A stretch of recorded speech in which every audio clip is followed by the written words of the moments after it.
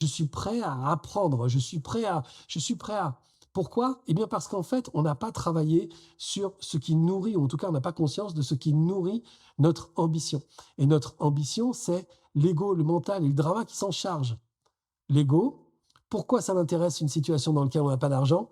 Eh ben, simplement parce que si vous vous mettez à avoir de l'argent, l'ego va changer tout de suite et trop vite de catégorie.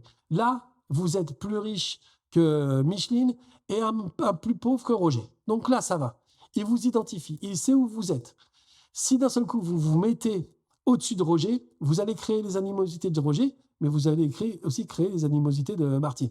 Et si vous remontez encore, eh bien vous allez vous créer les animosités de tous les autres, parce que tout était bien organisé. C'est comme si on avait dans la société une sorte de pacte tacite où tout le monde prend sa place.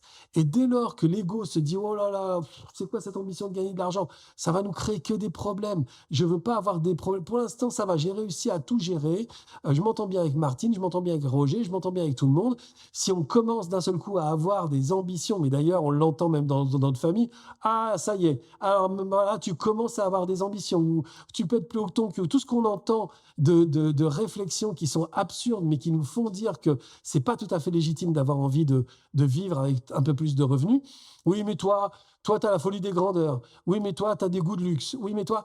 Et en fait, tout ça, ce sont des sortes de repères dans la société, c'est des repères sociétals qui nous donnent des informations qui veulent dire simplement attention, ne va pas plus haut en fait, ne va pas plus loin, ne va pas plus grand, parce que on a tout rangé là et tout est plutôt bien maîtrisé. Bon, alors tout le monde souffre, alors c'est sûr, tout le monde a des problèmes d'argent, mais commence pas à vouloir mettre le bazar là-dedans. Dans la famille, c'est pareil. Oui, mais c'est celui qui a la folie des grandeurs. Oui, mais c'est celui qui... Et donc, du coup, on devient le petit mouton noir. L'ego déteste ça. L'ego se dit qu'à partir du moment où il y a une ambition de vivre avec plus de confort, c'est l'assurance qu'on va avoir des problèmes avec tout le monde. Le mental, lui, bah, il regarde vos fiches de salaire, hein. C'est pas très compliqué. Il regarde, il dit: «Oh, tu jamais, réussi à gagner plus de temps, comment tu veux être millionnaire? Excuse-moi, voilà, je veux pas être désagréable, mais à un moment donné où si tu avais des velléités ou des capacités pour être millionnaire, tu le serais déjà». Donc ça, c'est quelque chose aussi que le mental nous répète très, très souvent. C'est: «Si c'était possible, tu l'aurais déjà fait». Et donc, du coup, ça nous met à la place de celui qui est incapable de faire parce qu'il l'a jamais fait. Mais ça peut pas être quelque chose qui est bénéfique et constructif. C'est pas possible.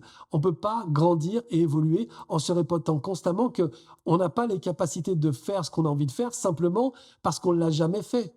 C'est un raisonnement totalement absurde. Mais c'est un raisonnement qu'on a tout le temps.